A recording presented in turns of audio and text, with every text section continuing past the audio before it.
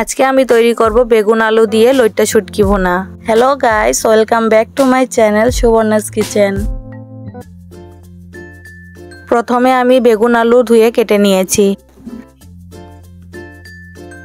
এখন শুটকি মাছগুলো পরিষ্কার করে কেটে নেব।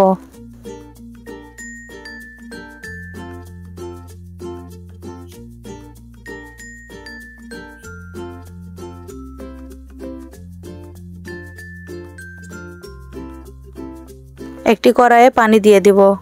অল্প পরিমাণ লবণ দিয়ে শুটকি মাছগুলো হালকাভাবে ফুটিয়ে নিব। ভিডিওটি ভালো লাগলে like, comment, share and subscribe করতে ভুলবেন না।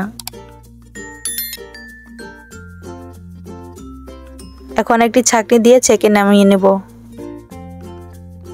এখন কড়াইয়ে তেল দিয়ে কয়েকটি শুকনো মরিচ ও অল্প পরিমাণ মেথি দিয়ে দিব। 1 চামচ হলুদ গুঁড়ো দিয়ে দিব। হালকা লাল হয়ে গেলে মশলাগুলো দিয়ে দেব। মশলাটা আমি ব্লেন্ডারে আগেই ব্লেন্ড করে নিয়েছি। আপনারা এটাতে দিয়ে দিবেন শুকনো মরিচ গুঁড়ো, ধনে গুঁড়ো, জিরে গুঁড়ো, রসুন, পেঁয়াজ এগুলোই। এখন স্বাদ মতন লবণ দিয়ে অল্প পানি দিয়ে মশলাগুলো ভালোভাবে কষিয়ে নেব। কষানো হয়ে গিয়েছে, কেটে রাখা সবজিগুলো দিয়ে দিব।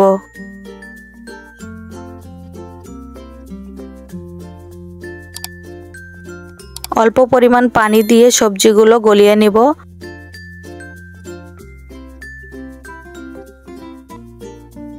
হালকা গলে গেলে মাছগুলো দিয়ে দিব। আবারও কিছুক্ষণ ঢেকে ঢেকে অল্প আঁচে রান্না করে নামিয়ে নেব। নামানোর আগে ধনেপাতা দিয়ে নামিয়ে নেব। তৈরি হয়ে গেল বেগুন আলু দিয়ে লইট্টা শুটকি ভুনা। ধন্যবাদ সবাইকে। আবারও আসবো নতুন একটি রেসিপি নিয়ে।